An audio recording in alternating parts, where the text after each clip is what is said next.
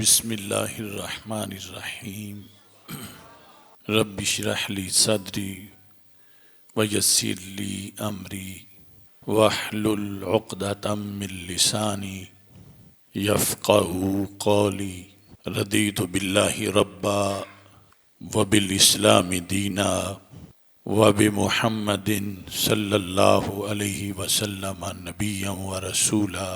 اللہ اکبر، اللہ اکبر، اللہ اکبر، لبیک لبیک لبیک یا رسول اللہ صلی اللہ علیہ وسلم۔ احمدک اللہم یا مجیب کل سائل، والصلاة والسلام علی من هو افضل الوسائل، وعلی آلہ واصحابہ ذوی الفضائل۔ رضیت باللہ ربا وبالاسلام دینا وبمحمد صلی اللہ علیہ وسلم نبیا ورسولا۔ رب اشرح لی صدری ویسر لی امری واحلل عقدۃ من لسانی یفقہوا قولی۔ اما بعد فاعوذ باللہ من الشیطان الرجیم۔ بسم اللہ الرحمن الرحیم۔ ان اللہ لا یغفر ان یشرک بہ ویغفر ما دون ذلک لمن یشاء۔ صدق اللہ العظیم وصدق رسولہ النبی الکریم الامین۔ ان اللہ وملائکتہ یصلون علی النبی یا ایہا الذین آمنوا صلوا علیہ وسلموا تسلیما۔ الصلاۃ والسلام علیک یا سیدی یا رسول اللہ وعلی آلک واصحابک یا سیدی یا حبیب اللہ۔ الصلاۃ والسلام علیک یا سیدی یا رحمۃ للعالمین وعلی آلک واصحابک یا سیدی یا خاتم المعصومین۔ مولاي صل وسلم دائما ابدا على حبیبک خیر الخلق كلهم منزہ عن شریک فی محاسنہ فجوہر الحسن فیہ غیر منقسم۔ محمد تاج رسل اللہ قاطبۃ محمد صادق الاقوال والکلم۔ محمد ذکرہ روح لانفسنا محمد شکرہ فرد علی الامم۔ رب صل وسلم دائما ابدا علی حبیبک خیر الخلق کلہم۔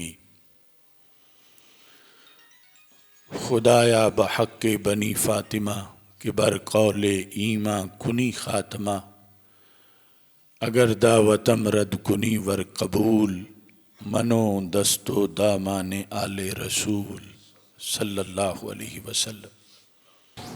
عقیدہ توحید سب سے پہلا عقیدہ ہے۔ تمام انبیاء کرام علیہ السلام نے لوگوں کو توحید کی دعوت دی، اور سب سے بڑھ کر کائنات میں یہ پیغام جس ہستی نے پہنچایا، پھیلایا اور اس سے سینوں کو منور کیا، وہ ہمارے آقا و مولا حضرت محمد مصطفیٰ صلی اللہ علیہ وسلم ہیں، کہ جو آخری نبی ہیں اور توحید کا ایسا سبق پڑھا گئے ہیں کہ انشاءاللہ قیامت تک ہر طرف توحید کا جھنڈا لہراتا رہے گا۔ اور پھر رسول اکرم نور مجسم شفیع معظم صلی اللہ علیہ وسلم کا دیا ہوا قرآن مجید اس عقیدے پر پہرا دے رہا ہے، اور پھر امت کے علماء کی ڈیوٹی ہے کہ جہاں کہیں بھی کچھ بگاڑ آنے لگے تو فوراً اپنی ڈیوٹی سر انجام دیں اور عقیدہ توحید کے تحفظ کے لیے اپنا کردار ادا کریں۔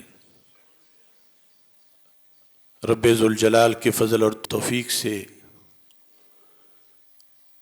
ہم نے متعدد عقیدہ توحید سیمینارز منعقد کیے، جس کی صدائے بازگشت پوری دنیا میں پہنچی، اور اللہ کے فضل سے ان کے بڑے اثرات مرتب ہوئے۔ اور اس کے ساتھ کئی سال پہلے ہم نے ایک فتویٰ جاری کیا تھا، جس پر ہمارے مسلک کے تمام اکابر علماء نے دستخط بھی کیے تھے، اور لاکھوں کی تعداد میں وہ تقسیم کیا گیا اور مسلسل تقسیم ہو رہا ہے کہ مزارات پر جو خرافات ہوتی ہیں جس جگہ بھی، ان کی رکاوٹ اور سد باب کے لیے، اور جہاں بھی جو حال ایسی حرکتیں کرتے ہیں کہ جس سے عقیدہ توحید پر آنچ آتی ہے، تو ان سب کو روکنے کے لیے اللہ کے فضل سے اپنی استطاعت کے مطابق ہم عرصہ بعید سے آواز بلند کرتے آ رہے ہیں۔ اگرچہ اس کی پاداش میں بھی کئی پیروں نے ہم سے ٹکر لی اور ہمیں وہابی قرار دیا، لیکن چونکہ جو پیغام حق ہے وہ کسی کے طعنوں سے یا الزاموں سے رکتا نہیں، تو ہم وہ پیغام، چونکہ ہم پر فرض ہے دین کے ایک خادم اور سپاہی ہونے کے لحاظ سے، تو وہ پیغام مسلسل دیتے آئے ہیں۔ رمضان المبارک کے جو عمومی موضوعات ہوتے ہیں، بعض لوگوں کو تعجب بھی ہوگا کہ یہ اچانک عظمت توحید کانفرنس کی کیا ضرورت پڑ گئی ہے، کہ رمضان کے تو دیگر بہت سے مشہور و معروف موضوعات ہیں اور جن پر ہماری بہت سی تقریریں اللہ کے فضل سے موجود ہیں۔ اصل میں ایک ایسا افسوسناک واقعہ رونما ہوا ہے کہ جس پر خاموشی اختیار نہیں کی جا سکتی، اور مجھے ڈر ہے کہ خاموشی اختیار کریں تو اپنا ایمان بھی زائل نہ ہو جائے معاذ اللہ۔ اس سے پہلے اس واقعے پر میرا مختصر خطاب جو فوری رد عمل تھا وہ پوری دنیا میں وائرل ہو چکا ہے کہ عظمت توحید کے پاسبانوں تم کہاں ہو۔ اور آج اس سلسلہ میں کچھ تفصیلی گفتگو کرنا چاہتا ہوں، اور اپنی حاضری لگوانے کے ساتھ ملت کے ائمہ و خطباء کو، پیران طریقت کو، علماء و مشائخ کو اور سارے مسلمانوں کو متوجہ کرنا چاہتا ہوں کہ اتنے بڑے ظلم پر کہیں سے کوئی ہلکی سی صدائے احتجاج بھی بلند نہیں ہوئی۔ ظلم تو ہر ظلم ہی قابل مذمت ہوتا ہے، لیکن قرآن کہتا ہے ان الشرک لظلم عظیم، کہ سب سے بڑا ظلم شرک ہے۔ بندوں پر سب سے بڑا حق اللہ کا ہے، جس نے پیدا کیا ہے، اور ہر سیکنڈ میں اس کے کروڑوں انعامات ہم پہ ہوتے ہیں تو ہماری سانس چل رہی ہے۔ چھوٹا سا کسی کا حق متاثر ہو، ہمارے جو چھوٹے چھوٹے عہدے ہیں، تو اس پر ہم اپنے حق کی خاطر آواز بلند کرتے ہیں کہ میرا حق مارا جا رہا ہے۔ کسی کا وہ ذاتی حق ہو، کسی ادارے کا حق ہو، کسی محلے کا حق ہو، کسی شہر کا حق ہو، کسی شخصیت کا حق ہو، لیکن اس ہستی کا حق جو ساری کائنات کا پروردگار ہے اور سارے جہانوں کا خالق و مالک ہے، جب اس حق پر حملہ ہو رہا ہو تو اس کے بندوں کا تڑپنا کتنا ضروری ہے، اور اس کے بندوں کی طرف سے اس حق کے تحفظ کے لیے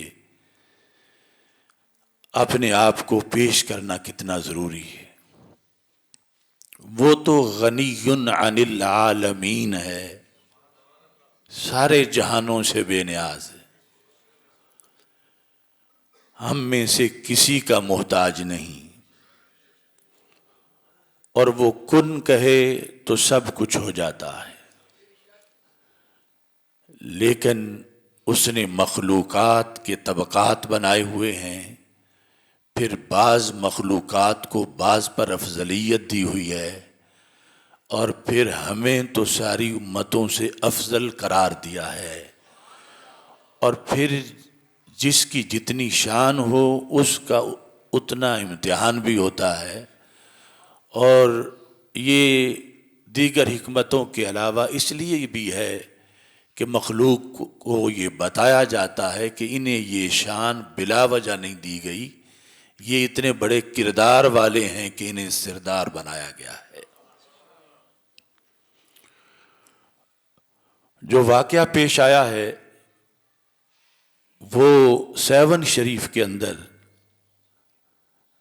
حضرت قبلہ سید محمد عثمان مروندی قدس سر العزیز، جن کو عرف عام میں لال شہباز قلندر کہا جاتا ہے، ان کے عرس کے موقع پر، چونکہ وہ روافظ کے کنٹرول میں ہے، تو وہاں بہت زیادہ بیہودگیاں ہوتی ہیں، بڑی خرافات اور بہت زیادہ عریانی فحاشی، یہ ساری چیزیں تو پہلے سے بھی وہاں ہو رہی ہیں، اور ہم اس کا رد کر رہے ہیں، اور حکومت سے اور اوقاف سے مطالبہ کر رہے ہیں کہ یہ پاک لوگ ان چیزوں سے بیزار ہوتے ہیں، ان کی قبریں یقیناً رحمتوں کے گہوارے ہیں، مگر اس طرح کے جو کرتوت ہیں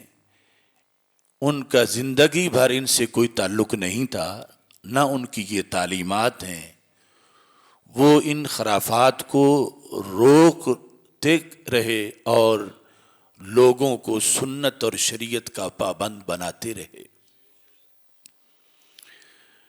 اس سال ان ساری خرافات اور گناہوں کے دھندوں سے بڑھ کر معاذ اللہ علل اعلان وہاں پر اللہ کی توحید پہ حملہ کیا گیا، جلوس کی شکل میں، میگا فون پر نعرے لگا کر، اور بڑے بڑے فلیکس وہاں پر دیواروں پر اویزاں کر کے۔ اب جو کچھ کہا گیا مجبوری ہے کہ وہ بتایا جائے، ورنہ وہ زبان پہ لانا بہت مشکل ہے۔ ایک ہے اللہ کے ساتھ کسی کو شریک کرنا، کہ اللہ بھی اللہ ہے اور معاذ اللہ کوئی اور بھی اللہ ہے، یہ ہے شرک جو ظلم عظیم ہے۔ اللہ فرماتا ہے اللہ باقی سب کچھ تو بخش دے گا مگر شرک نہیں بخشے گا۔ ان اللہ لا یغفر ان یشرک بہ، یہ شرک بڑا ظلم ہے۔ لیکن یہاں جو کچھ کیا گیا وہ کس طرح میں بیان کروں کہ کتنا بڑا ظلم تھا، کہ نعرہ لگایا جا رہا تھا لا الہ علی اللہ معاذ اللہ۔ یعنی ایک تو یہ جرم کہ حضرت مولا علی رضی اللہ تعالی عنہ کو نقل کفر نباشد معاذ اللہ صراحتاً اللہ کہا جا رہا تھا، اور دوسرا اللہ کے اللہ ہونے کی نفی کی جا رہی تھی۔ لا الہ آگے الا اللہ کی جگہ، یعنی وہ ہر الہ کی نفی کر کے، یعنی الہ برحق کی بھی نفی کر کے معاذ اللہ علی اللہ کہا جا رہا تھا۔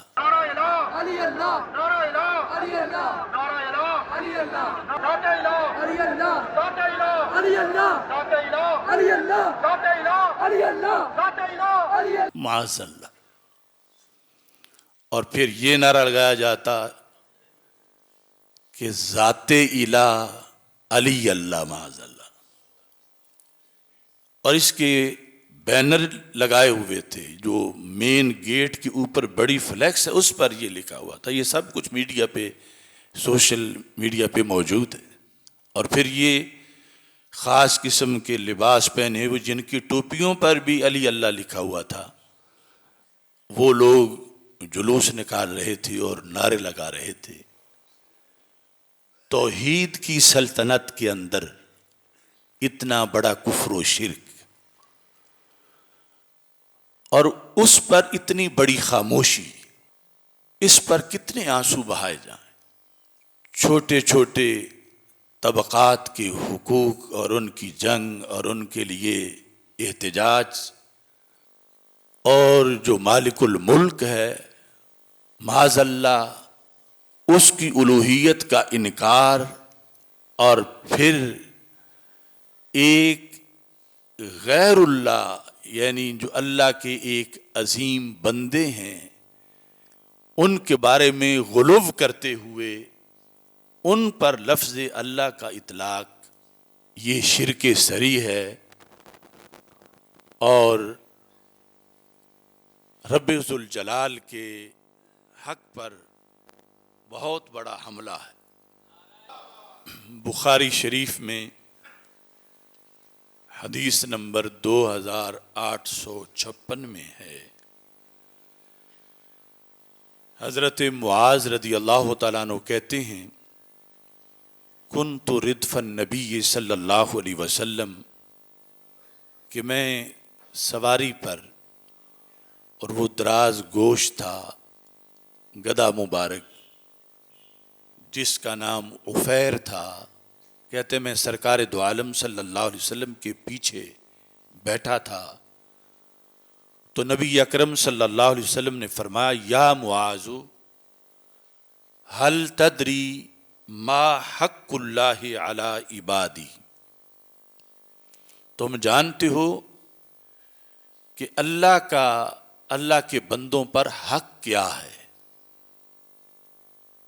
وما حق العباد علی اللہ، اور بندوں کا اللہ پر حق کیا ہے؟ نبی اکرم نور مجسم شفیع معظم صلی اللہ علیہ وسلم نے جب یہ فرمایا تو حضرت معاذ کہتے ہیں میں نے کہا اللہ ورسولہ اعلم، کہ اللہ اور اس کے رسول صلی اللہ علیہ وسلم ہی بہتر جانتے ہیں۔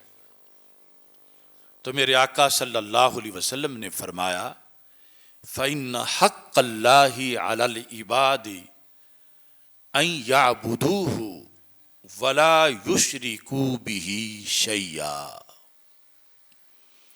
کہ اللہ کا بندوں پر حق یہ ہے کہ بندے اللہ کی عبادت کریں اور اللہ کے ساتھ کسی کو بھی شریک نہ ٹھہرائیں۔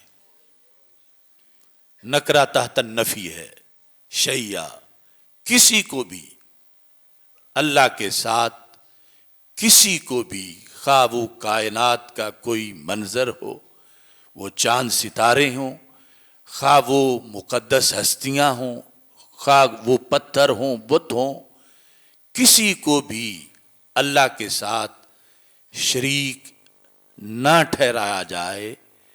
یہ اللہ کا حق ہے بندوں پر کہ بندے اس کی عبادت کریں، اور عبادت کے ساتھ یہ ہے کہ اور کسی کی عبادت نہ کریں اور اللہ کے ساتھ کسی کو شریک نہ ٹھہرائیں۔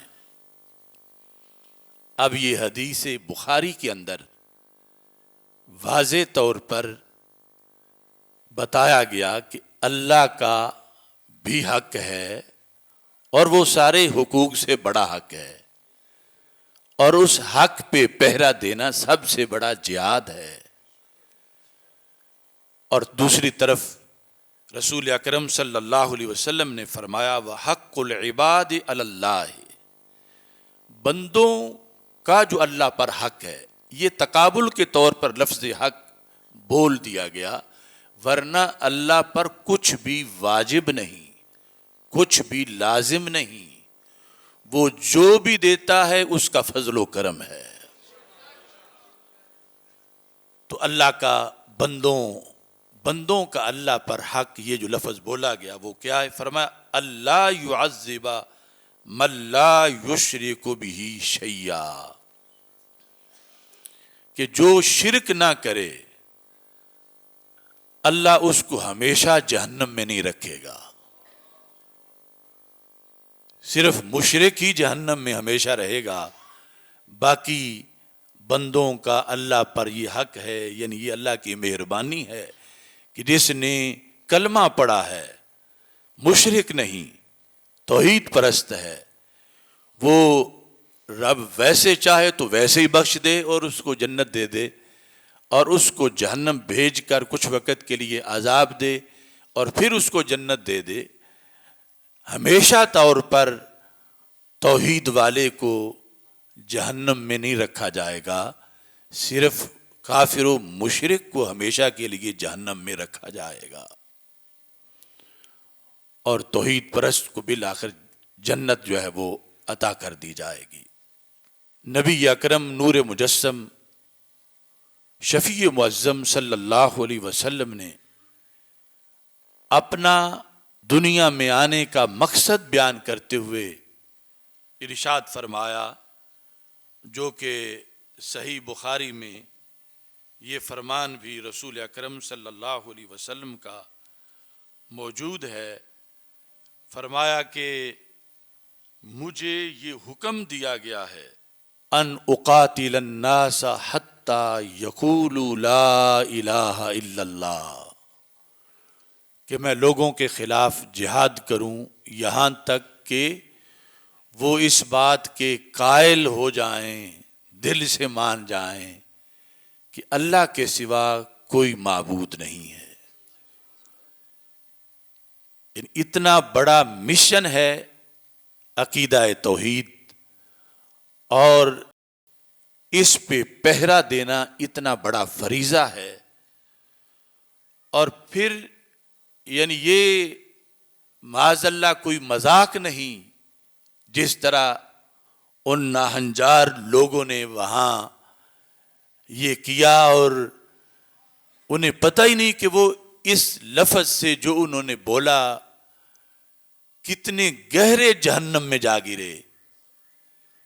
نبی اکرم نور مجسم شفیع معظم صلی اللہ علیہ وسلم ارشاد فرماتے ہیں، بخاری شریف میں 6478 نمبر حدیث ہے، وَإِنَّ الْعَبْدَ لَيَتَكَلَّمُ بِالْكَلِمَةِ مِنْ سَخَطِ اللَّهِ کہ بندہ اللہ کی ناراضگی کا جب ایک کلمہ بولتا ہے، جو کلمہ رب کو پسند نہیں وہ ناراضگی کا ہے، اور اس میں سب سے پہلے شرک کا ہے، ناراضگی کا کلمہ جو اللہ کو پسند نہیں، یا پھر اللہ والوں کی کوئی توہین کرتا ہے، معاذ اللہ ناموس رسالت پہ حملہ کرتا ہے، ناموس اہل بیت رضی اللہ تعالی عنہم پہ حملہ کرتا ہے، ناموس صحابہ رضی اللہ تعالیٰ عنہ پر حملہ کرتا ہے، یعنی یہ سارے ناپسندیدہ کلمات ہیں اللہ کے نزدیک، اور سب کی پھر جدا جدا سزا ہے۔ تو جس وقت رب ذوالجلال کے بارے میں کوئی کفریہ یا شرکیہ لفظ بولتا ہے تو ہمارے آقا صلی اللہ علیہ وسلم ارشاد فرماتے ہیں لا یلقی لہا بالا، یہ بولنے والا تو کوئی پرواہ ہی نہیں کر رہا اور سمجھ ہی نہیں رہا کہ یہ کتنا بڑا جرم کر رہا ہے، یہوی بہا فی جہنم، دوسری جگہ ہے 70 خریفہ، کہ اس کی بنیاد پر وہ جہنم میں اتنی گہرائی میں جاتا ہے کہ 70 سال تک نیچے سفر کرتا رہے جہنم میں، تو جتنا نیچے گہرا مقام آتا ہے اس ایک لفظ اور جملے کی بنیاد پر معاذ اللہ اتنا گہرے نچلے جہنم کے اندر وہ پہنچا دیا جاتا۔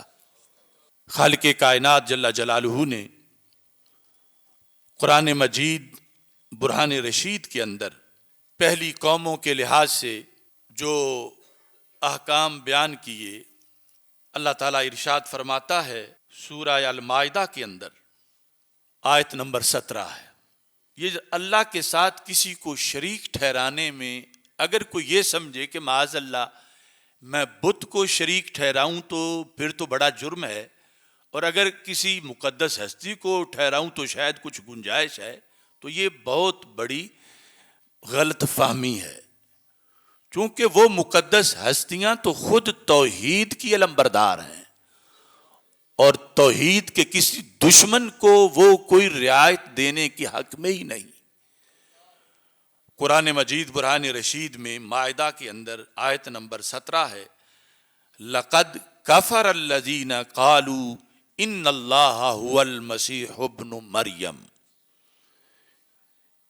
کہ جن لوگوں نے کہا کہ اللہ کون ہے، معاذ اللہ اللہ مسیح ابن مریم ہے، یعنی جن لوگوں نے حضرت عیسیٰ علیہ السلام کو کہا معاذ اللہ کہ وہی اللہ ہیں، تو اللہ تعالیٰ فرماتا ہے انہوں نے کفر کیا۔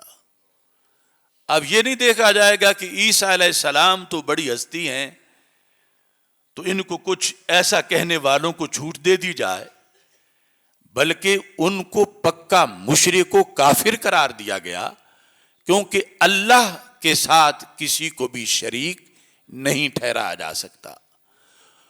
اور اسی سورہ مائدہ کے اندر پھر آیت نمبر 72 میں ہے لَقَدْ كَفَرَ الَّذِينَ قَالُوا إِنَّ اللَّهَ هُوَ الْمَسِيحُ ابْنُ مَرْيَم، وہی قول پچھلا کہ جنہوں نے کہا کہ اللہ تو مسیح بن مریم ہیں، انہوں نے کفر کیا جنہوں نے یہ کہا، اور ساتھ ہی ہے وَقَالَ الْمَسِيحُ يَا بَنِي إِسْرَائِيلَ اعْبُدُوا اللَّهَ رَبِّي وَرَبَّكُمْ، انہوں نے فوراً کہا کہ ظالموں مجھے اللہ نہ کہو، اے بنی اسرائیل باز آ جاؤ، اللہ کی عبادت کرو، صرف وہ اللہ ہے جو میرا بھی رب ہے وہ تمہارا بھی رب ہے۔ انہو من یشرک باللہ، جس نے اس کے ساتھ کسی کو بھی شریک ٹھہرایا، خواہ مجھے حضرت عیسیٰ علیہ السلام نے کہا یا کسی اور کو، تو کیا فقد حرم اللہ علیہ الجنت، رب نے اس پر جنت کو حرام کر دیا، فمأواہ النار، اس کا ٹھکانہ دوزخ ہے، وما للظالمین من انصار، اور ایسے ظالم و مشرکوں کے لیے کوئی سفارش نہیں، کوئی شفاعت نہیں۔ جو شریعت میں شفاعت ہے قرآن اور سنت میں، وہ شفاعت مسلمان کے لیے ہے۔ کافر کی کوئی نبی رسول سفارش نہیں کرے گا، مشرک کے لیے سفارش نہیں ہے، شفاعت نہیں ہے۔ تو اس واسطے یعنی یہ اب اس مقام سے واضح ہوا کہ کتنی بڑی ہستی کو وہ شریک بنا رہے تھے، تو اس ہستی نے خود ان کا رد کیا اور کہا تم ظلم کر رہے ہو، جہنمی بن رہے ہو، اللہ کی عبادت کرو، میں اللہ کا بندہ ہوں اور تم مجھے اس کے ساتھ شریک نہ ٹھہراؤ، وہ میرا بھی رب ہے، وہ تمہارا بھی رب ہے۔ ایسے ہی یعنی یہ لوگ جو علی اللہ کا معاذ اللہ نعرہ لگا رہے ہیں، اگر حضرت علی آج زندہ ہوتے تو جو ان کا حشر کرتے، وہ ابھی میں حوالہ جات آپ کے سامنے پیش کروں گا، جو ان کی زندگی میں جب کسی نے یہ کہا تو انہوں نے حشر کیا، اور قیامت کے دن پتہ چلے گا کہ وہ ایسے لوگوں کو کس قدر جہنم کی طرف دھکیلیں گے اور ان لوگوں سے اپنی مکمل برات اور بیزاری کا اظہار کریں گے۔ تو قرآن مجید برہان رشید کے اندر خالق کائنات جل جلالہ نے اپنی محبت کا جو ہمیں درس دیا ہے، یعنی یہ ہم اہل سنت محبت رسول صلی اللہ علیہ وسلم، محبت اہل بیت رضی اللہ تعالی عنہم، محبت صحابہ رضی اللہ تعالی عنہم، محبت اولیاء اور محبت مسلمین، محبت شیخ، محبت استاذ، محبت مادر و پدر، یہ ساری محبتیں، ان میں سے جو پہلے نمبر پر پہلے درجے میں ترتیب میں محبت ہے، وہ محبت خداوندی ہے، جو رسول اکرم صلی اللہ علیہ وسلم نے خود بھی درس دیتے ہوئے فرما احب اللہ لما یغزوکم بہ من النعم، پھر فرما احبونی، اللہ سے محبت کرو کہ وہ تمہیں کھلاتا پلاتا ہے، اور مجھ سے محبت کرو کہ تمہارا اللہ بھی مجھ سے پیار کرتا ہے۔ اب اللہ سے محبت کا جو جذبہ ہے، کسی کے باپ کو گالی نکلے اس سے برداشت نہ ہو، کسی کے لیڈر کو گالی نکلے اس سے برداشت نہ ہو، کسی کے استاذ یا پیر کو گالی نکلے اور اس سے برداشت نہ ہو، اور اس کے اللہ کو گالیاں نکلتی رہیں اور اسے جاگ ہی نہ آئے۔ اللہ تعالیٰ قرآن مجید برہان رشید میں فرماتا ہے، سورہ توبہ میں آیت نمبر 24 ہے، فرمایا قل ان کان آباؤکم، اے میرے محبوب صلی اللہ علیہ وسلم آپ فرما دیں ان لوگوں کو، اگر تمہارے آبا، تمہارے باپ، یعنی ہر کسی کا اپنا اپنا باپ، وَأَبْنَاؤُكُمْ اور تمہارے بیٹے، وَإِخْوَانُكُمْ اور تمہارے بھائی، وَأَزْوَاجُكُمْ اور تمہاری بیویاں، وَعَشِيرَتُكُمْ اور تمہارے خاندان، یہ ساری چیزیں جن سے بندے کا ایک قلبی رشتہ ہوتا ہے اور ایک غیرت ہوتی ہے اور بڑی محبت ہوتی ہے، ہر ایک کا ذکر اللہ نے قرآن میں پہلے کیا، اور پھر فرمایا وَأَمْوَالُ نِقْتَرَفْتُمُوهَا، اور وہ مال اور پیسہ جو تم نے کمایا،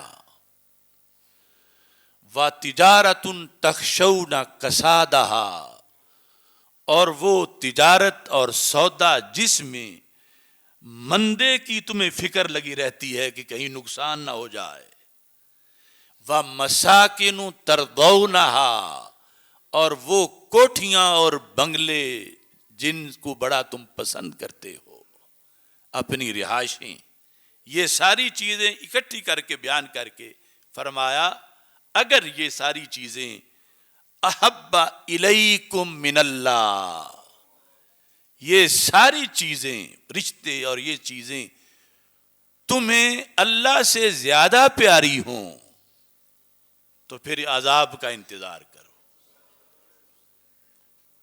احب الیکم من اللہ ورسولہ وجہاد فی سبیلہ.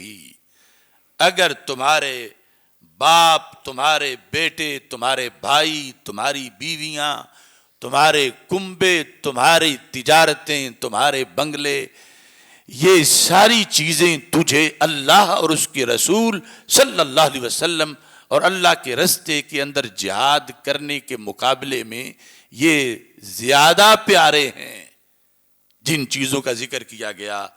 تو اللہ فرماتا فتربصوا، پھر انتظار کرو، حتی یأتی اللہ بامری، یہاں تک کہ اللہ اپنا حکم لانے والا ہے. واللہ لا یہدی القوم الفاسقین. تو محبت خداوندی اتنا بڑا فریضہ ہے، اور پھر محبت کے کتنے تقاضے ہوتے ہیں، اور محبوب کی عظمت، اور پھر محبوب بھی وہ محبوب کہ جو ہر وقت نوازتا ہے، جو خالق و مالک ہے، جس نے پوری کائنات کو پیدا کیا ہے، جو حی قیوم ہے، جس کے خزانوں میں کوئی کمی نہیں، جس کا دروازہ کبھی بند نہیں، جو کبھی دورے پہ نہیں جاتا نہ غیر حاضر ہوتا ہے، جو سوتا بھی نہیں، جو بیمار بھی نہیں ہوتا، وہ حی قیوم ہے اور ہر وقت نواز رہا ہے. اور اس کی توحید پر حملہ ہو جائے اور کوئی صدائے احتجاج نہ ہو اور ان ظالموں کو پکڑ کر نشان عبرت نہ بنایا جائے، تو پھر یہ بھی امید رکھی جائے کہ دعائیں قبول ہوں، یہ بھی امید رکھی جائے کہ رحمتوں کی برسات ہو. اللہ تعالیٰ فرماتا ہے پھر کسی اور چیز کا انتظار کرو. فتربصوا حتی یأتی اللہ بامری، پھر اللہ کے عذاب کا معاذ اللہ انتظار کرو. اور خالق کائنات جل جلالہ نے قرآن مجید برہان رشید کے اندر یہ 24ویں پارے کے اندر ارشاد فرمایا، پہلی قوموں کا ذکر کرتے ہوئے اور ان کے شرک کا ذکر کرتے ہوئے، آیت نمبر 67 ہے، فرمایا وما قدر اللہ حق قدرہ، انہوں نے اللہ کی وہ قدر نہیں کی جو حق تھا رب کی قدر کا، بڑے بے قدرے نکلے. اللہ کی قدر کا حق یہ ہے کہ اس کے ساتھ کسی کو شریک نہ ٹھہرایا جائے، اسے وحدہ لا شریک مانا جائے. تو ان کی مذمت کرتے ہوئے پہلے مشرکین کی رب ذوالجلال نے قرآن مجید برہان رشید میں یہ نازل کیا تاکہ یہ امت ہوش میں رہے، اور یہ امت اللہ کے فضل سے امت توحید ہے، اور 14 صدیوں کے اندر اس نے اس عقیدے پر کوئی کمپرومائز نہیں کیا. لیکن یہ ناہنجار لوگ جو اس وقت بھی سامنے آئے جب حضرت مولا علی رضی اللہ تعالی عنہ خود ابھی زندہ تھے، اور پھر یعنی وہ ایک فرقے کی شکل میں مسلسل، یہ اس غلو کا نتیجہ ہے جو اس فرقے کے اندر 3 لاکھ جھوٹ گھڑ کے انہیں حدیث کا درجہ دیا گیا، اور پھر انہیں ممبروں پہ بیان کیا گیا، اور پھر مجموعوں کے سامنے لوگوں میں اللہ کی معاذ اللہ بار بار توہین کی گئی، اور اہل بیت اطہار اور حضرت علی رضی اللہ تعالی عنہم ایسی ہستیوں کو اللہ پر معاذ اللہ بڑی شان ان کی بیان کی گئی. یہ وہ گند ہے جو کھل کے اب سامنے آ گیا ہے. ہم بلا وجہ اس غلو پر سال ہا سال سے احتجاج نہیں کر رہے کہ اس غلو کا نتیجہ یہ ہے. یہ بڑھتے بڑھتے پہلے تو ترجیح دیتے ہیں افضلیت کے مسئلہ پر حضرت صدیق اکبر رضی اللہ تعالی عنہ پھر نبیوں پر رسول پھر معاذ اللہ توحید سے جا ٹکراتے ہیں. اور اللہ تعالیٰ قرآن مجید برہان رشید میں ارشاد فرماتا ہے سورہ نوح کے اندر اللہ تعالیٰ فرماتا ہے ما لکم لا ترجون للہ وقارا. تمہیں ہے کیا کہ تم وہ تعظیم اللہ کی نہیں کرتے جو اس کا حق ہے اس کی تعظیم کا. یعنی تمہیں اتنا کھلایا گیا، اتنا پلایا گیا، عقل دی گئی، شعور دیا گیا، اور تمہاری اتنی مشکلیں حل کی گئیں، ہر وقت تمہیں سہارا دیا گیا، تو بندے کی کچھ بھی عقل ہو تو وہ محسن کے حق کو سمجھتا ہے. ما لکم لا ترجون للہ وقارا وقد خلقکم اطوارا. شکم مادر میں کیسی کیسی حالتوں میں اس نے تمہاری نگہبانی کی. کبھی مدغہ، نطفہ، مدغہ، علقہ، کبھی صرف پانی، کبھی جمع ہوا خون، کبھی بوٹی، کبھی پھر اعضاء، پھر روح پھونکنا اور پھر غذا دینا. ان اندھیروں کے اندر جس نے اتنا تمہارا دھیان کیا. ما لکم لا ترجون للہ وقارا. تم جب بڑے ہوئے تو تم نے شرک شروع کر دیے. خالق کائنات جل جلالہ نے قرآن مجید برہان رشید کے اندر ان قوموں کو اور ان کے یہ حالات اس لیے قرآن میں بیان کیے کہ یہ آخری امت ہے. پہلی امتوں کے بگاڑ ان کی اصلاح کے لیے پھر نبی آتے رہے، لیکن یہ آخری نبی صلی اللہ علیہ وسلم کی آخری امت ہے. اگر یہ بھی انہی کے دھندوں میں چلے تو پھر کوئی اور خیر الامت آئے گی، جبکہ یہ خیر الامت ہے اور یہ آخری ہے. اور اسے آخری اور خیر اسی لیے بنایا گیا ہے کہ جب بھی کوئی توحید پر یا رسالت پر یا دین پر یا قرآن پر کہیں سے کوئی حملہ کرے معمولی سا بھی، تو یہ امت اٹھ کے کھڑی ہو جائے گی، توحید پہ بھی پہرا دے گی اور رسالت پہ بھی پہرا دے گی. اب 15 یعنی کل کو حکومت کی طرف سے یوم تحفظ ناموس رسالت صلی اللہ علیہ وسلم منایا جا رہا ہے. اسلام و فوبیا کے خلاف ویسٹ میں جو توہین قرآن معاذ اللہ یا توہین رسالت کے واقعات ہو رہے ہیں، ان کو روکنے کے لیے یہ اچھا اقدام ہے، لیکن یہ صرف فارمیلٹی ہے. جو پاکستان میں اتنے بڑے بڑے حادثوں کو کنٹرول نہیں کر رہے، وہ مغرب سے کس منہ سے مطالبہ کر رہے؟ اس ملک کے اندر خلفائے ثلاثہ کی طرف کفر کی نسبت کی جا رہی ہے معاذ اللہ علی الاعلان. اس ملک میں ازواج مطہرات رضی اللہ تعالی عنہن کو گالیاں دی جا رہی. اور پھر یہ جو واقعہ ہے، یعنی علی الاعلان سپیکر پر جلوس نکال کے فلیکس لگا کے حضرت علی المرتضی رضی اللہ تعالی عنہ کو معاذ اللہ اللہ کہا جا رہا ہے، تو کہاں ہیں ادارے، کہاں ہے حکومت؟ یہ کس کی ڈیوٹی ہے؟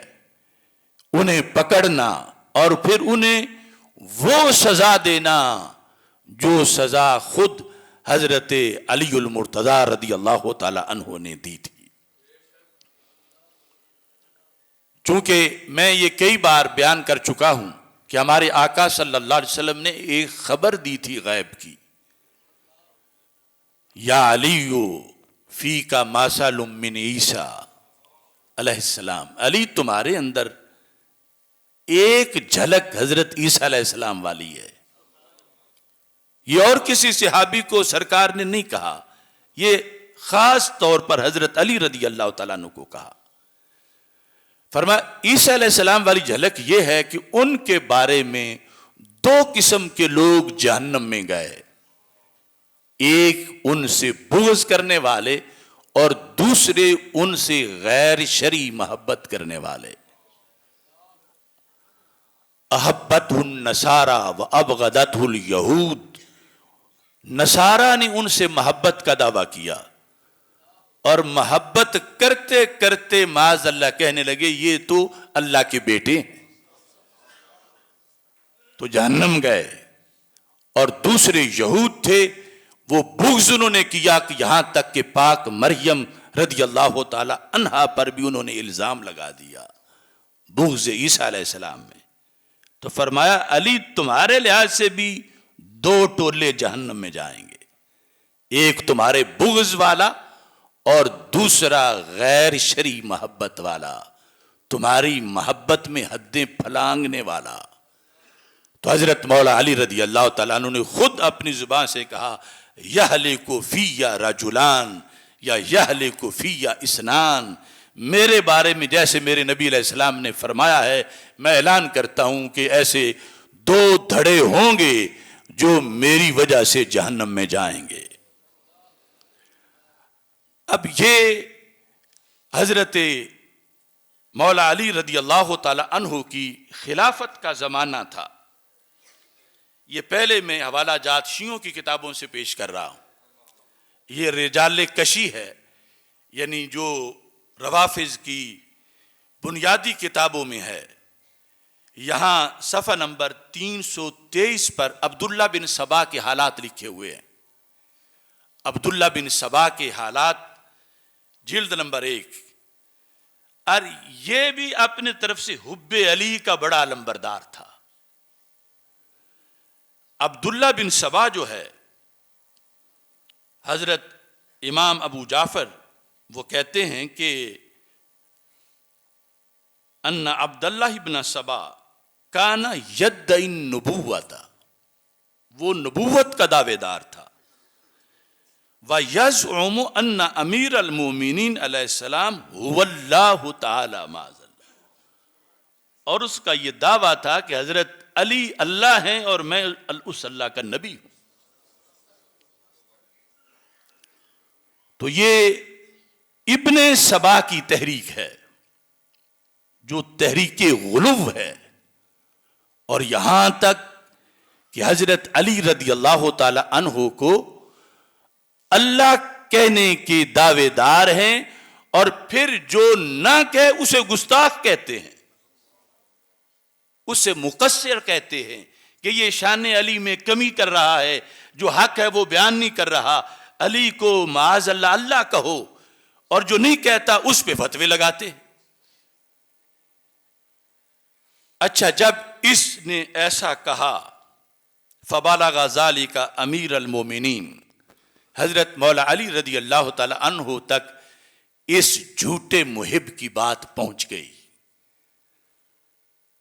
فدعاہ، آپ نے اسے بلایا، وسالہ، اور پوچھا کیا تم نے یہ بات کی ہے؟ فاقر بذلک، اس نے کہا ہاں میں نے کی ہے۔ قال نعم انت ہوا، وہ بالمشافہ کہنے لگا ہاں آپ اللہ ہو معاذ اللہ۔ وقد کان القی فی روعی انک انت اللہ، یہ میرے دل میں ڈال دیا گیا ہے، یہ دلیل ہے۔ جس طرح کہتے ہیں آواز آئی، پتہ ہی نہیں کہاں سے آئی، کہنے لگا دلیل اور کوئی نہیں، بس میرے دل نے مان لیا، یہ میرے دل میں ڈال دیا گیا ہے کہ آپ معاذ اللہ اللہ ہیں اور میں نبی ہوں۔ فقال له امیر المومنین ویلک قد سخر منک الشیطان، تو تباہ ہو جائے، یہ شیطان کا تجھ پہ حملہ ہے۔ فرج عن ھذا، توبہ کر اس بات سے۔ ساکلت کا اموں کا، تجھے تیری ماں روئے۔ آپ نے اس کو توبہ کا کہا، اس نے انکار کر دیا کہ میں اس بات سے باز نہیں آؤں گا، معاذ اللہ آپ اللہ ہیں، معاذ اللہ۔ فحبسہ، آپ نے اس کو قید میں ڈالا۔ واستتابہ ثلاثۃ ایام، 3 دن کی مہلت اس کو دی توبہ کرنے کی۔ فلم یتب، لیکن اس نے توبہ نہیں کی. فَأَحْرَقَهُ بِالنَّارِ، حضرت علی رضی اللہ تعالی عنہ نے پھر اس کو آگ میں جلایا کہ یہ تو جسے محبت کہہ رہا ہے یہ دوزخ ہے، اور میرے سامنے تو اتنی بڑی خلاف ورزی کر رہا ہے، تو اللہ کی توحید پر حملہ کر رہا ہے اور علی کے سامنے کر رہا ہے، وہ علی جس کی تلوار نے توحید کے پرچم لہرائے ہیں، تو اس علی کے سامنے معاذ اللہ محبت کی آڑ کے اندر تو شرک کر رہا ہے. فرمایا علی تیرے جیسوں سے دھوکہ کھانے والا نہیں. تو خود اس کو آگ میں، دنیا میں آگ میں اس کو جلا دیا. تو یہ آج غلو کرنے والے کیا یہ امید رکھتے ہیں کہ مولا علی کا ان کو بچائیں گے؟ وہ تو دنیا میں ایسا کہنے والوں کو انہوں نے جلایا. اور ایسے کئی واقعات ہیں کہ حضرت علی المرتضیٰ رضی اللہ تعالی عنہ، یہ ملا باقر مجلسی کی کتاب بہار الانوار کے صفحہ نمبر 25 پر موجود ہے. ان نبی جعفر علیہ السلام قال ان علی علیہ السلام لما فرغ من قتال اہل البصرہ، کہ جب حضرت مولا علی رضی اللہ تعالی عنہ کا عہد خلافت تھا، اہل بصرہ سے جنگ سے جب آپ فارغ ہوئے، اتاہ 70 رجلا، تو آپ کے پاس 70 افراد آئے، 70 بندے، من الزت، جن کا تعلق زت سے تھا. فسلموا علیہ، آگے تفصیل میں کہ کچھ وہ سوڈانی تھے اور کچھ جو ہے وہ ہندوستانی تھے. انہوں نے حضرت مولا علی رضی اللہ تعالیٰ عنہ کو سلام کہا. وَكَلَّمُوهُ بِلِسَانِهِمْ، حضرت مولا علی رضی اللہ تعالیٰ عنہ نے ان سے انہی کی بولی میں گفتگو کی، جواب دیا، اور انہوں نے کہا انت ہوا، تم اللہ ہو. تو حضرت علی رضی اللہ تعالی عنہ نے کہا لَإِن لَمْ تَرْجِعُوا أَمَّا قُلْتُمْ فِيَّا، جو کچھ تم نے میرے بارے میں کہا اگر تم نے اس سے رجوع نہ کیا، وَتَتُوبُوا إِلَى اللَّهِ تَعَالَى لَأَقْتُلَنَّكُمْ، یہ معمولی بات نہیں، اگر تم نے توبہ نہ کی تو میں تمہیں قتل کروں گا، لہذا توبہ کرو. اور کبھی جھوٹی محبت بھی جو شیطان کے لحاظ سے وہ بھی بڑی پکی ہوتی ہے، چونکہ دلوں پہ مور لگ چکی ہوتی ہے. فَأَبَوْا أَن يَرْجِعُوا، انہوں نے کہا ہم سے توبہ نہیں کی جاتی، ہم نے تجھے اللہ مانا ہے، معاذ اللہ ہم اللہ ہی کہیں گے، معاذ اللہ. فَأَمَرَ أَن يُحْفَرَ لَهُمْ آبَارٌ، تو حضرت علی رضی اللہ تعالی عنہ نے حکم دیا کہ کنویں کھودے جائیں. بئر کی جمع ہے آبار، اور کنویں کھود کے ساتھ ساتھ اندر سے ان کنووں کو آپس میں ملا دیا جائے. اس کے بعد فرمایا کہ پھر ان کنووں کے اندر آگ جلائی جائے اور اس میں ان کو ڈال کے اوپر سے وہ کنویں بند کر دیے جائیں. تو اس طرح حضرت مولا علی رضی اللہ تعالی عنہ نے وہ 70 افراد آگ کے کنووں میں جلا کر اپنے دل کو چین پہنچایا کہ جو علی کو معاذ اللہ اللہ کہے، علی کے دل میں اتنا غصہ ہے ان پر کہ اگر خود جلائے تو پھر علی کو چین آئے گا. یہی بات جو ہے مَن لَا يَحْضُرُهُ الْفَقِيهُ، یہ کمی کی ہے، تیسری جلد ہے اس کی، اس کے صفحہ نمبر 90 پر یہ پورا واقعہ لکھا ہوا ہے اور ان کو اس طرح کنووں کے اندر جلانے کا تذکرہ موجود ہے. ہم اہل سنت و جماعت کی کتابوں میں بخاری شریف میں جلد نمبر 2 جلد نمبر 4 حدیث نمبر صفحہ نمبر 1736، سنن ابی داؤد جلد نمبر 3 حدیث نمبر 4351، صفحہ نمبر 130، جامع ترمذی جلد نمبر 2 صفحہ نمبر 415 حدیث نمبر 1458، سنن نسائی جلد نمبر 4 صفحہ نمبر 20 حدیث نمبر 4071۔ ان ساری کتابوں کے اندر اس بات کا تذکرہ موجود ہے۔ بخاری شریف میں جہاں اس کا تذکرہ ہے، مثال کے طور پر حدیث نمبر 6922 یہاں ہے ان اکرمہ قال اوتی علی رضی اللہ تعالی عنہ بزنادقہ، کہ حضرت مولا علی رضی اللہ تعالی عنہ کے پاس زندیق لائے گئے۔ زندیق یعنی ان لوگوں کا یہ حکم ہے، زندیق لائے گئے۔ کیوں زندیق تھے؟ کہ وہ حضرت مولا علی رضی اللہ تعالیٰ عنہ کو اللہ کہہ رہے تھے۔ فَأَحْرَقَهُمْ، آپ نے ان کو جلا دیا۔ یہ اب ساری کتابوں کے حوالے جو اہل سنت کی میں نے آپ کے سامنے پیش کیے۔ فَبَلَغَ ذَلِكَ ابن عباس، اس کی خبر حضرت عبداللہ بن عباس رضی اللہ تعالی عنہ کو پہنچی۔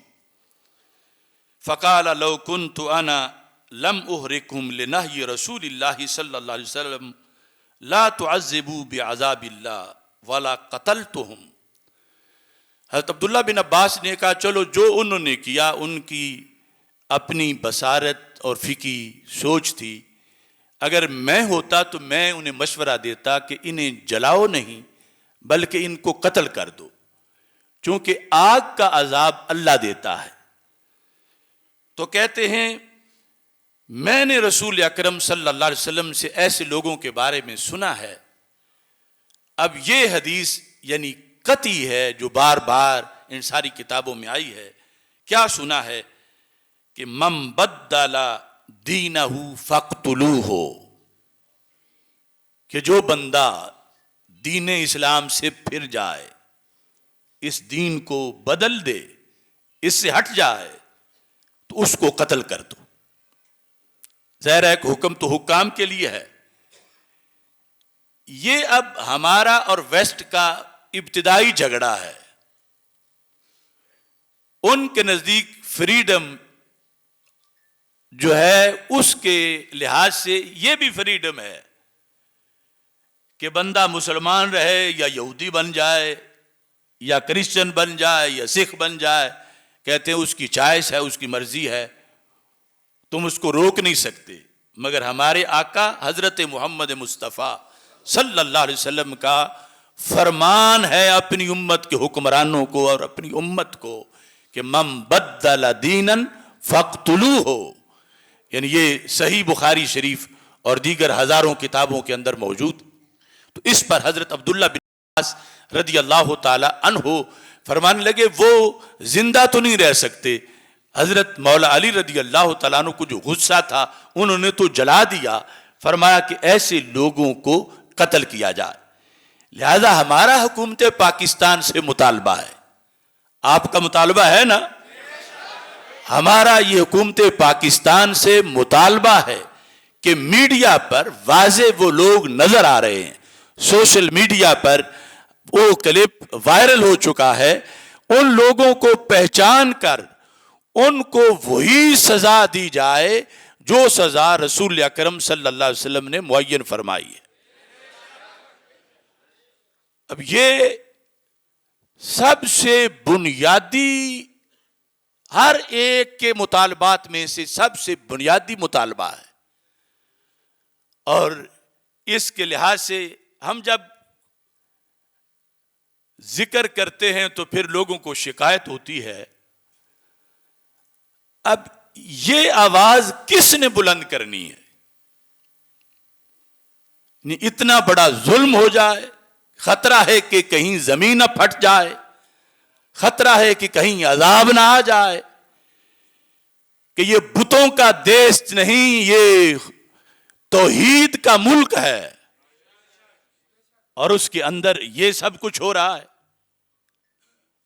تو خانقاہیں ہیں توحید و رسالت کے پیغام کے لیے، مدارس ہیں توحید و رسالت کے پیغام کے لیے، مساجد ہیں توحید و رسالت کے پیغام کے لیے، پورے دین کے پیغام کے لیے۔ اور اگر توحید پر ہی حملہ ہو جائے اور سارے خطیب گونگے بنے ہوئے ہوں اور پیر مرید گونگے بنے ہوئے ہوں،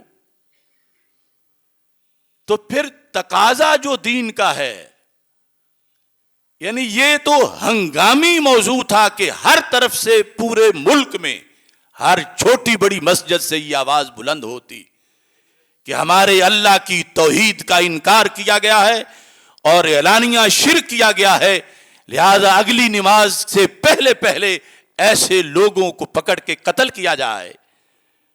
جبکہ اتنا سکوت طاری ہے کہ کوئی بول ہی نہیں رہا،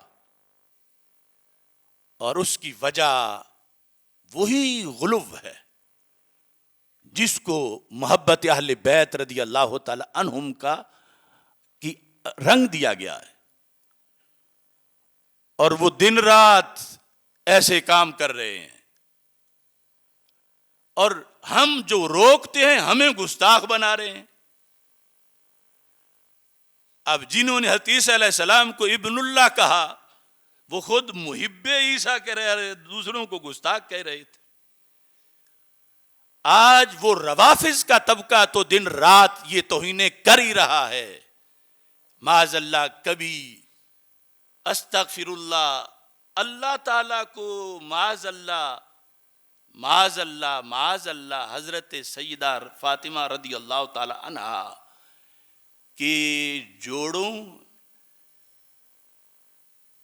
معاذ اللہ وہ لفظ آگے میں بول نہیں سکتا،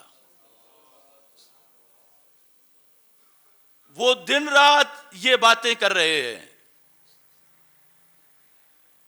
کہ اللہ تعالیٰ نے رسول پاک صلی اللہ علیہ وسلم کو فرمایا اگر علی کو پیدا کرنا نہ ہوتا تو محمد تجھے بھی میں پیدا نہ کرتا۔ یہ ہے وہ محبت جو توہین رسالت ہے۔ اور پھر وہاں سے اہل سنت میں نام نہاد لوگ، وہ ایک رافضی، اب ہم ان کو سنی کیسے کہہ رہے تھے، وہ حاکم نامی ایک بدبخت، وہ بول رہا ہے کہ اگر دنیا میں علی نہ ہوتے تو دنیا کے پلے رہ کیا جاتا۔ تو کیا یہ حضرت محمد مصطفیٰ صلی اللہ علیہ وسلم کی توہین نہیں ہے؟ یہ سارے نبیوں کی توہین نہیں ہے؟ یہ مولا علی سے بڑی ہستیوں کی توہین نہیں ہے؟ اب یہ نہیں روکو گے تو پھر مسلک اہل سنت نہیں بچے گا، اور روکو گے تو تم پہ توہین کے فتوے لگیں گے، لیکن ان فتووں کو جوتے کی نوک پہ رکھ کر دین بچانا آج ضروری ہے۔ اور آج اسی دباؤ کے اندر، اسی میں لوگ گونگے ہو گئے کہ اگر ہم بولے تو ہمیں گستاخ اہل بیت کہا جائے گا، ہمیں یہ کہا جائے گا، ہمیں وہ کہا جائے گا، اور ادھر سے جہنم کے شعلے جو ہیں وہ جل رہے ہیں، اور پورا مسلک اور حق اور دین معاذ اللہ وہ تباہ و برباد کیا جا رہا ہے۔ اس قدر جو غلو ہے وہ اس کا نتیجہ تو اب پہلے تو ہم حوالے پڑھ کے یہ پہلی صدی کے پہلے دور کے سناتے تھے کہ ایسا لوگوں نے کہہ دیا، اب تو اس صدی میں اس سال میں یہ چند دن پہلے پاکستان میں سندھ میں سیون شریف میں الحلان لوگوں نے وہ کہہ دیا۔ تو یہ ہے غلو کا وبال۔ اس غلو سے روکنا یہ بغض اہل بیت نہیں، یہ محبت اہل بیت ہے، یہ عقیدہ توحید ہے، یہ عقیدہ رسالت ہے، یہ حب اہل بیت ہے، یہ حب صحابہ ہے۔ اور دوسرے ان کا ہتھیار یہ ہے کہ کوئی بڑے سے بڑا کفر کرو یا غلو کرو اور ان کو پیچھے لگاؤ اور کہو اگر نہیں تم کرو گے پھر تم گستاخ ہو. تو کتنے بزدل ہیں وہ لوگ کہ جو مسلک اہل سنت پہ ہوتے ہوئے ان کی اس دھمکی میں آ کے وہ بھی پیچھے پیچھے ان کے جا رہے ہیں. ایسے لوگوں کو میں ان کے رویے کی توبہ کی دعوت دیتا ہوں کہ سنی ہو سنی بن کے رہو، پیر ہو پیر بن کے رہو، سنیوں کے پیر، سنیوں کے علماء بن کے رہو، سنیوں کے نعت خان بن کے رہو. تم مستقل ہو اللہ کے فضل سے. تمہیں ان کی طرف سے محبت اہل بیت کے سرٹیفکیٹ کی ضرورت ہی نہیں جو خود جہنمی ہیں. ہمارے لیے محبت اہل بیت رضی اللہ تعالی عنہم کا وہ سرٹیفکیٹ کافی ہے جو تاجدار مدینہ، تاجدار ختم نبوت حضرت محمد مصطفیٰ صلی اللہ علیہ وسلم نے ہمیں عطا فرمایا ہے. اللہ تبارک و تعالی ہم سب کا حامی و ناصر ہو. وآخر دعوایا ان الحمد للہ رب العالمین.